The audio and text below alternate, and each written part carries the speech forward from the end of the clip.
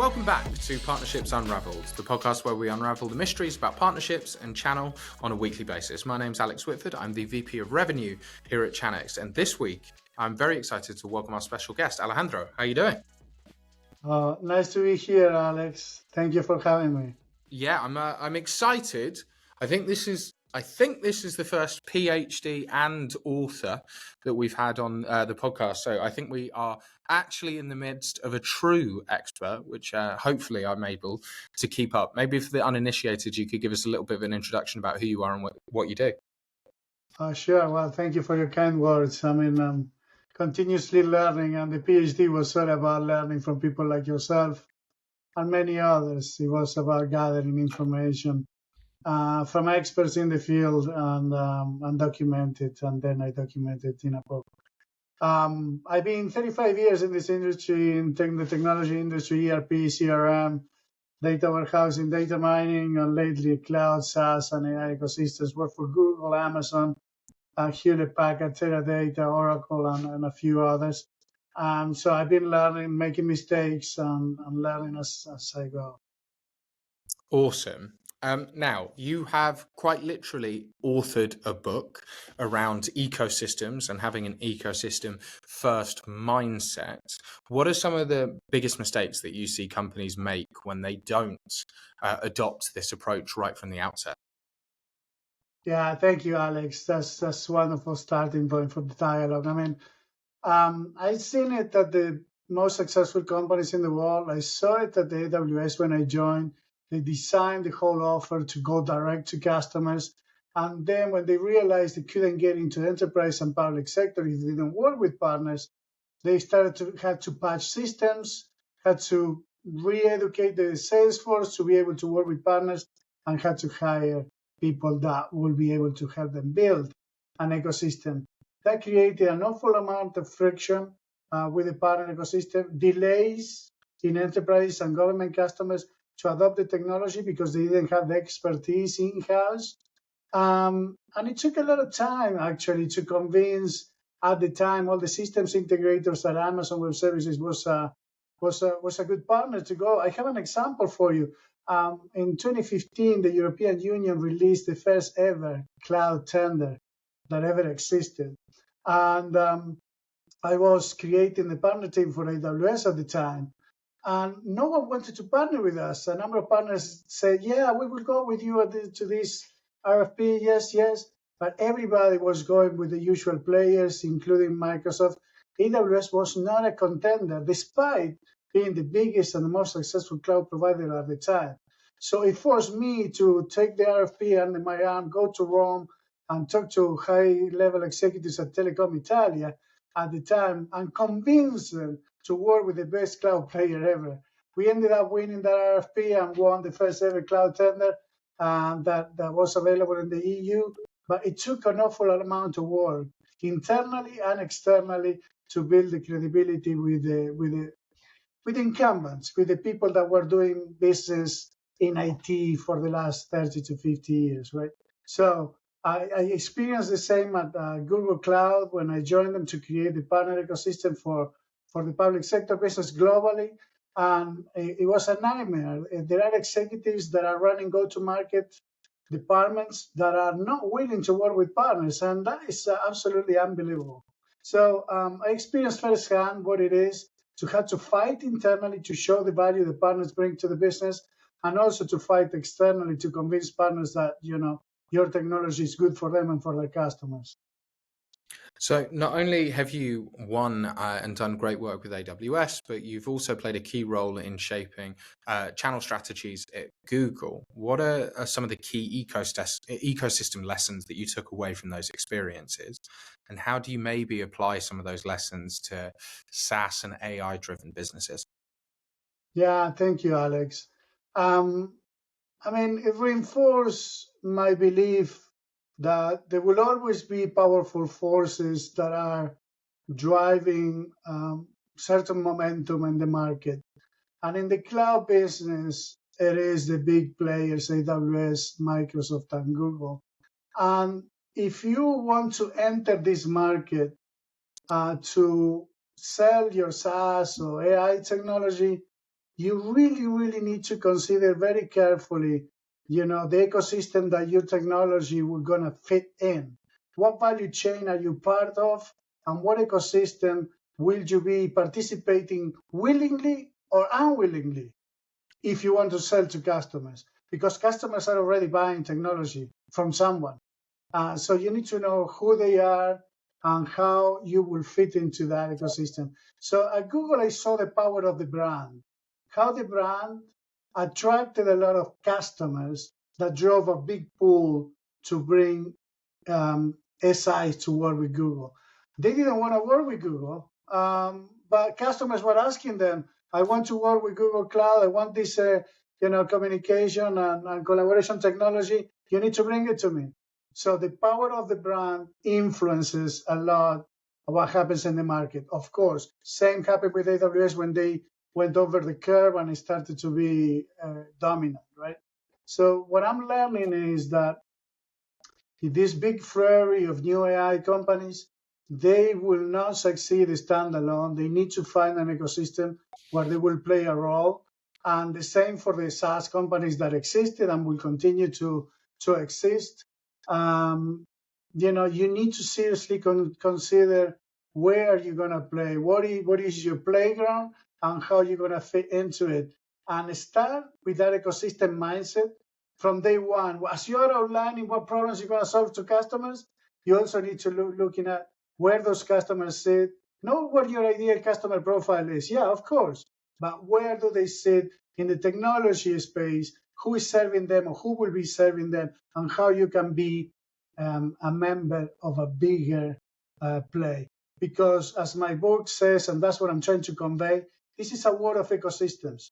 There are players that are in many ecosystems, but they are fighting against each other, sometimes collaborating, but it's a big war. The ecosystem of one is fighting against the ecosystem of another. And for that, I built a whole chapter around, battlefields that are taking place in this world. So in your book, one of the key battlegrounds shaping that landscape, can you break down what are these battlegrounds and why they matter today for channel leaders? Sure. I mean, I try to write a few posts here and there talking about them, and you see it in the news, right? Perhaps I start with the most shiny gem there, and NVIDIA, right? You see how much valuation they drive, how much revenue they are driving, and you see, you start to think about a little bit more who they sell to and how they sell to, and they grew and they put themselves into that position because they saw what's going to happen, and they developed products that were going to fit that ecosystem, the ecosystem of the cloud platforms first, who were hosting all the new SaaS software, and now they are hosting, or they will be hosting, or they will be interacting with AI applications, right? So they knew where the market was going, and they crafted a product strategy that will fit that ecosystem growth. But, the chip manufacturers' war for the platform money is evident. You see Intel is restructuring, trying to readapt to where the money is going to come from, and it's from the platforms, right? And the platforms are the biggest purchases of hardware for data centers and the edge. So that's one battleground. Like in the Second World War, you had the Russian front, the Western front, the African front, the oceans front with the submarines and the ships. There are many battlefields in this war, that it's better that you are aware of them, so you know how to play your cards. The chips war for the platform money is one of them. The ISVs fight with each other for the platform's attention is another one, because you have, ISV software used to be distributed with distributors, resellers, and direct. But then the hyperscalers came on board and they launched the marketplaces. Some more successful than others. We will say that AWS Marketplace is probably 10 years ahead of Google Marketplace, but that doesn't matter. They exist and they are there. So the ISVs want the attention of the hyperscaler and the money the hyperscaler has, and it puts and go to market so they can co-sell with the hyperscaler. So it's a big fight. And there is a big power imbalance between the hyperscaler and the SaaS, right? The hyperscaler will choose 20 ISVs that they want to go to market because they are the biggest, and they will leave the hyperscaler with a higher resale commission. But then the rest, are struggling to get attention from the account managers, from the hyperscalers, from the go-to-market money that the hyperscalers put in. So that's another battlefield. Splunk is fighting with other companies, Trend Micro, Fortinet, Palo Alto, and many others are fighting for attention and to become the preferred partner with the hyperscalers. So that's the second battlefield. The ASVs fight for attention and money from the platforms because they have a lot of money to put in. Another battlefield that I see is perhaps less visible for commercial people, but it's the battle for the developer's mindset, attention and preference. AWS was very big with the developer community, and that provided a solid, very powerful foundation to convince enterprise customers that the technology was sound, that the technology was great. So you need that stakeholder group to be with you. So all the platforms are fighting for the developer's time, because once a developer is set on a technology, they may know about a few others, but they will have a preferred one, and they will recommend that technically. So when you're competing in the market, the technical recommendation, the technical envelope plays a big role in the decision-making of big deals, and you have them there. Also to develop new applications on top of the cloud, right? That's what we love about the platform economy, is that Uber allowed drivers and passengers to grow and to have more jobs and to have more possibilities to travel with less restriction from the taxi. The same from Airbnb on accommodation, and the same applies here. If you wanted to develop software in the past, you needed to do it on your own, finding what platform you're going to do it. Now everything is more streamlined, and in a way, there are a lot of power imbalances, but I think allow a lot more people to access the technology and to develop software. That's why the developers are so important for the platforms. So I'll stop there, but I have a few other more battlefields that I can see in the world. Well, one of and that's it's excellent to sort of see how these different businesses must compete, right? And there certainly is really the spoils of war if you can put yourself in the primary position, and you see companies like AWS who've been so successful over the last few years. Obviously, one of the key areas is that hyperscaler fight, right? That fight between AWS, Microsoft, and Google for cloud dominance. How do you see that shaping channel partnerships over the next 5 to 10 years? Yeah, that's wonderful. Thank you, Alex, because you just mentioned another one of the battlefields that I talked about. Absolutely. So you also see it, which is great. And of course, it's obvious. They fight for dominance. The platforms fight for dominance, and you have Alibaba attacking from the east, and you have Oracle choosing to partner sometimes with Google and others to compete. So IBM is coming up again. So there are many players that are trying to become extremely relevant. The positions are a little bit defined by market share for now. That could change, but they define significant decisions that are made by software developers, by creators of new technology, because if someone is starting with an ecosystem mindset, they will see that they need to belong to some of those three, at least, or more, or they need to work with one more than other. So what they are creating, and some people talk about monopolies or very strong power positions there, which are true, are certain, and they define how you might need to go to market, regardless if you like it or not. So it's perhaps constraining in some cases the freedom on how technology is developed, but open source continue to be there, and it's an option for many organizations. You see a lot of governments in the European Union going open source, and that is allowing for another set of alternatives to flourish, right? One of the things that I sort of find fascinating about some of the language that you use and the concepts that you talk about in terms of this sort of hyper evolved competition, it requires obviously excellent strategy, although strategy sometimes I find is overrated. It actually really comes down to the execution beyond the strategy. What are some of the overlooked operational factors that separate the high-performing partner programs versus, the losers in these wars? Partner programs are very intrinsically sometimes the differentiating factor between some of these competing businesses. Where do you see the winners, and what are they doing differently? Yeah, thank you, Alex. I mean, I will start with the most obvious one that are perhaps obvious for everyone, but we still see them happening. And I saw them at Google is a continuous shift of direction. Today we are partnering with GSIs, and today we are going to work with distributors. 3 months later, we don't work with distributors anymore. We're going to replace them, and we're going to work with local systems integrators. The next 6 months, we are going to work with only these 20 ISVs. The next 6 months, we need to recruit more ISVs. We need to increase our offering. We need to become the Amazon of the software market. So the most basic one, and is very tied to human behavior knowledge, is the lack of a consistent strategy that is well thought through before and then is fine-tuned. Big ships, hyperscalers are very big ships. So to turn, you need a lot of time and a lot of effort. And what strikes me the most and I hate the most is the missed opportunity, because no one is calculating the cost in business and missed opportunity for not paying attention to doing things right. So that's number one. I saw a lot of shifts in very big companies that you say, well, you need to be agile, you need to respond to the market demands. No, not always.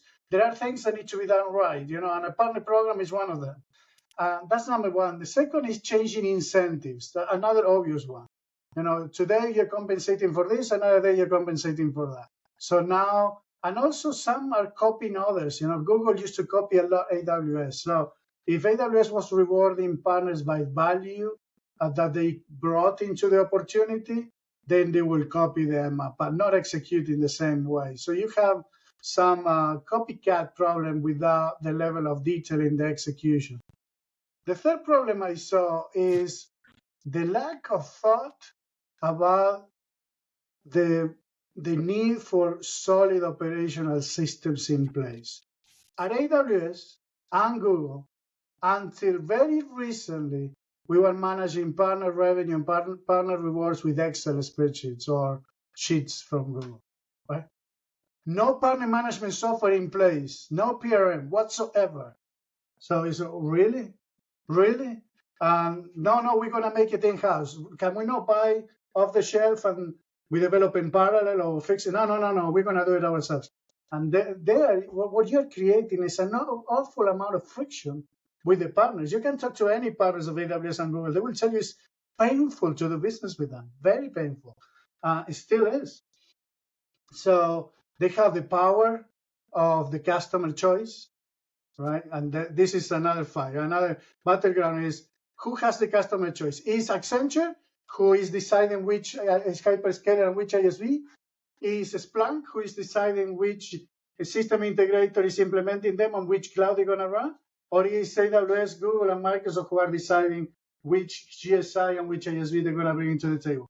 So that is a fight of forever, right? When we were running RFPs, we are answering RFPs, you have these conglomerates that compete with one another, right? And whoever has the customer choice has the power to create the team. But this continues to happen. So it depends on who has the customer choice, who has the preference of the customer. If the customer is saying, I decide first cloud, and then we see. I decide first ISV, and then we see. Oh, no, this is my system integrator. And then... So that fight is also a battleground that takes place all the time, where people are trying to get to the higher level of the customer to convince them that what they provide is a defining factor in the implementation of the technology and the value creation that the customer is looking for. Right? So maybe looking ahead then, what do you think will be the biggest shifts in how vendors approach channel and ecosystem partnerships over the next decade? Well, what I wish is one thing, and what it might happen, maybe another. What I wish is that we all learn from all the experts. The ones that speak with you, the ones that speak with other experts in the field, and do things right, do the basics right. I don't see many people doing the basics right. And those that do it are very, very successful. Palo Alto, Splunk, there are many few companies that are very good at what they do, and they do very well.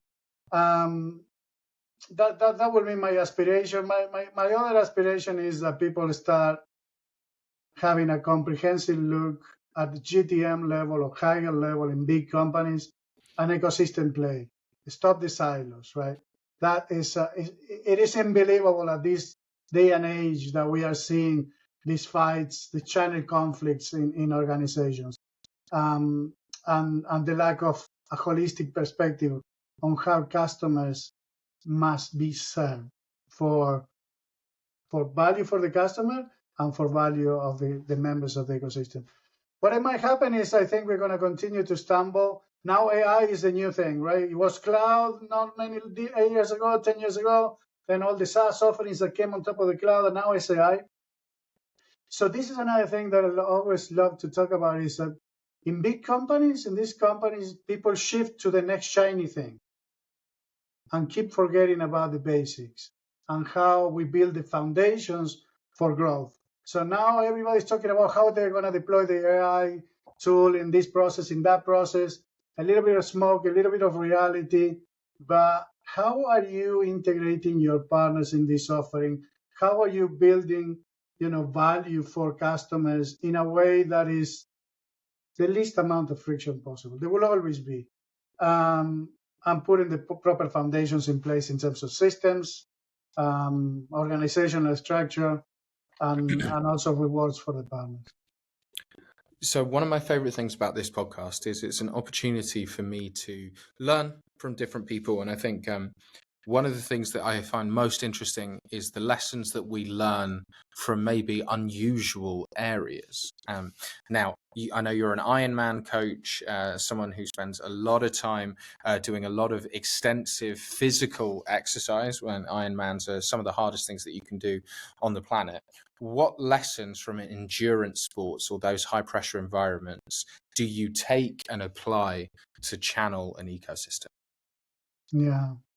Thank you, Alex. Yes, I was fortunate enough to have the health and the time to train to run Ironman races to raise money for the Children's Tumor Foundation, and people helped me a lot through that, and also scuba diving. I mean, both sports, scuba diving and Ironman, require you to study your stuff. No, you cannot wing it. None of them. In both, well, in scuba diving, you die for sure if you don't plan your dive, and you don't do it alone. You always dive with someone else, with your buddy, right? So it is a team effort. And for the Ironman, if you didn't train for I trained 3 years for my first Ironman before I did 5 in a row. So 3 years preparing, and I study about nutrition. I learned from the best. I went to a triathlon school. What I'm trying to say here is, number one, okay, if you need to wing it. But while you wing it, learn. Don't keep winging it. And I see a lot of people in our industry, improvising all the time.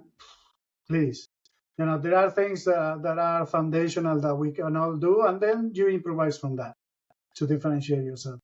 And number two, of course, I vomited when I was doing Ironman Florida because I was running and my stomach couldn't do it anymore.